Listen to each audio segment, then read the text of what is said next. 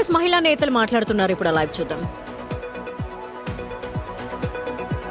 ఈ దమ్ముంటే అది లేదు, మళ్ళా ఏదో ఒకటి చూపాలా, ఇంకొకటి పబ్బం గడుపుకోవాలా. ఇదేనా నువ్వు చేసే రాజకీయం? పరిపక్వత లేని రాజకీయం నడబడుతున్నది. ఒక సీనియర్ ఎమ్మెల్యేని పట్టుకొని డైఫర్లను మాట్లాడుతున్నావు. నువ్వు ఇంకా ఆడనే అయిపోయింది, నీ మైండ్ ఆ డైఫర్ల కాడనే అయిపోయింది. నీ మెచ్యూరిటీ లెవెల్, నీ పరిపక్వత అక్కడే ఉందని కనబడుతున్నది. ఏదో ఘాటుగా మాట్లాడితే, సినిమా డైలాగులు వదిలేస్తే నన్ను వెనక నుంచి ఎవరు నన్ను బెదురుకుంటారేమో, మమ్మల్ని ప్రొటెక్ట్ చేస్తారేమో అంటే అది తప్పమ్మా. సొసైటీలో, సమాజంలో ప్రజల కోసం పని చేసినటువంటి వాడు లీడర్ అవుతాడు. లేదు అంటే రౌడీయిజం, గుండాయిజం దాని కొంచెం చేయాలనుకుంటే అది ఇంకో రకంగా మాట్లాడుకుంటారు. మీ అమ్మ నాయన ఈడి దాకా వచ్చినారంటే ఎంత కష్టపడి ఎన్ని భరిస్తే ఈడి దాకా వచ్చి ఉంటారు. అలా పేరును పూర్తిగా దిగజార్చే విధంగా నువ్వు రాజకీయాలు చేస్తున్నావు. ఎస్, రేవంత్ అన్న నీ ఇంటికి వచ్చి ఉండొచ్చు, అడిగుండొచ్చు, అంత మాత్రాన అవహేళనగా మాట్లాడాలా? పార్టీ అన్నప్పుడు, అధికారంలో రావాలన్నప్పుడు, 10 సంవత్సరాలు కష్టపడుతున్నప్పుడు కార్యకర్తలకు బాస్టర్ నిలబడడం కోసం తన గొంతుకై ఒక్క చేయితో పార్టీని నడిపినటువంటి సంగతి మరిచినావా? ఏం చేసినారని మీరు? పోనీ వర్కింగ్ ప్రెసిడెంట్గా ఉంటే వచ్చి పాదయాత్ర చేసినారా ఆయనతో కలిసి? మీరు ఎండొచ్చినారు, ఎక్కడున్నారు మీరు? ఇవన్నీ మాట్లాడాలి. పూర్వ ఉత్తాలను మారాలంటే మళ్ళీ అది ఇంకో రకంగా వెళ్ళిపోతుంది. కానీ అది నా సంస్కారం కాదు, నా సంస్కృతి కాదు, అది నా సభ్యత కూడా కాదు. కుటుంబ సభ్యురాలని గౌరవంగా చెప్తున్నాం.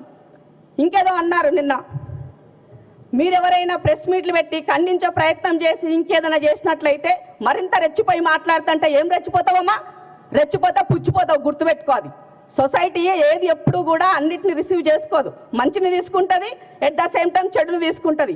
మాట్లాడే వాళ్ళు ఏం మాట్లాడుతున్నారు, ఎవరు మాట్లాడిస్తున్నారు, ఎలా మాట్లాడుతున్నారు కూడా ఈ సమాజం గమనిస్తుంది. అది గుర్తులేకపోతే ఎలా? పార్టీ కష్టపడితే అధికారంలోకి వస్తే కార్యకర్తలకు కింద ఏం కావాలని అడగాల. అది నీకు దమ్ముంటే అది అడుగు. లీడర్కి ఏం కావాలో అది అడుగు, దమ్ముంటే.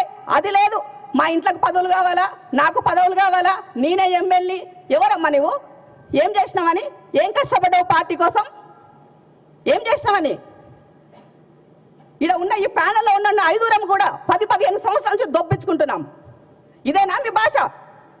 ఎమ్మెల్యే టికెట్లు ఇస్తారు అంటే ఎస్, ప్రజెంట్ ఉన్నటువంటి ఎమ్మెల్యే కాబట్టి ప్రజలకు భరోసా ఇవ్వడం కోసం చెప్పింటారు. తప్పేమున్నది దాంట్లో?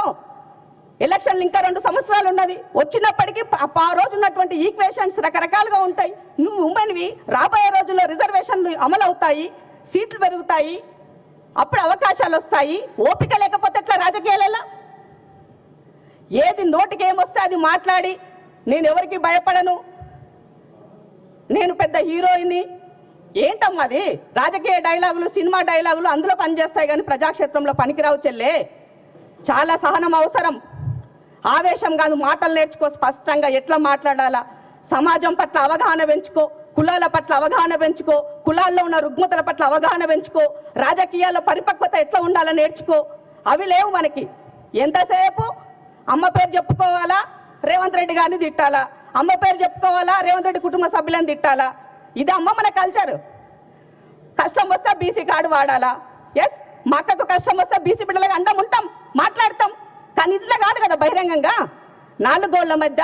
పోనీ ముఖ్యమంత్రి ఇల్లు తెలియదా నీకు? ముఖ్యమంత్రి గారు అపాయింట్మెంట్ ఇవ్వట్లేదా? మీరు సరిగా ఉంటే సరిగా నువ్వు మాట్లాడితే ఇవ్వనన్నారా మీకు? అవన్నీ వదిలేసి బహిరంగంగా రచ్చకెక్కి రచ్చ చేస్తున్నావు. బీఆర్ఎస్, బీజేపీలు వెకిలి నవ్వులు నవ్వుకుంటున్నారు.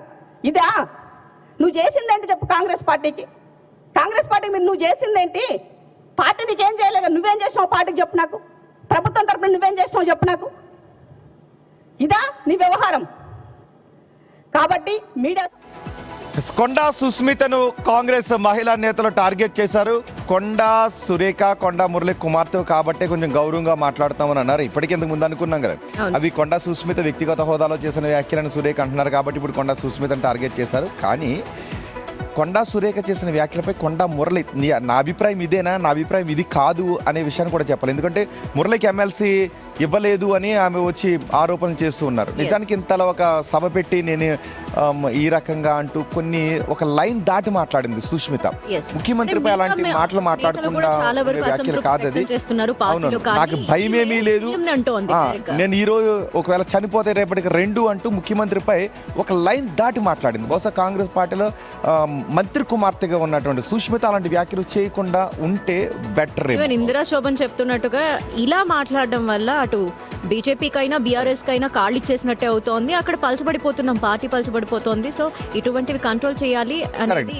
ఒకవేళ కొండా మురళి సురేఖ సుష్మిత వ్యాఖ్యలపై ఏమీ మాట్లాడకుండా అవి ఆమె వ్యక్తిగతమైన మౌనంగా ఉంటే అవి సపోర్ట్ చేసినట్టుగానే భావించాల్సి ఉంటుంది. ఒకవేళ ఇవే మాటలు ప్రతిపక్ష నాయకులు మాట్లాడితే, ఎవరైనా మాట్లాడితే వాళ్ళు టార్గెట్ చేస్తారు కదా. సో ఇంట్లో ఉన్నటువంటి మనిషి బిడ్డే మాట్లాడినప్పుడు వీటిపైన కొండా మురళి కానీ కొండా సురేఖ కానీ కొంత వివరణ ఇవ్వాల్సినటువంటి అవసరం ఉంటుంది. మరి చూద్దాం వివరణ ఇస్తారు ఏం జరుగుతుంది అనేది.